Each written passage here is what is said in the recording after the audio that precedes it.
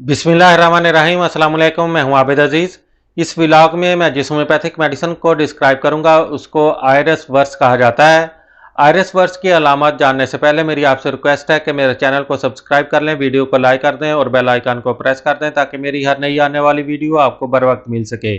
Iris verse की अलामत में पस्तहिमती और मगमूम व मुतफक्कर रहना, जुबान झुलसी हुई महसूस हो, राल बकसरत बहे, भूख ना हो, डकारों की कसरत, मतली, कै, मैदे में जलन, पतले पखाने जो जलन के साथ आए, कै खट्टी और गले में खराश पैदा करने वाली, बच्चों का हैजा, पेट की खराबियों के साथ पेट, हलक और जुबान में जलन, गजा की नाली में जलन, बाज़ औक़ात कड़वी कै हो, जिगर की खराबी से हर सुबह को होने वाला दर्द, अरकुन निसाज यानी लंगड़ी का दर्द, कैज या दस्तों की सूरत में तुर्श खराश पैदा करने वाले और जलनदार अखराज, खाना खाने की नाली में जलन, मैदा और हाजमा के अवारस, मतली, कैद, दस्त वगैरह नेज हैजा में भी आयरस वर्स का आरामद होती है। आयरस वर्स की खुराक का इस्तेमाल कुछ इस तरह से है कि मदर टिंचर यानी कि आयरस वर्स क्यू से 30 ताकत तक और इससे भी ऊपर वाली पोटेंसी में इस्तेमाल करवाई जा सकती है।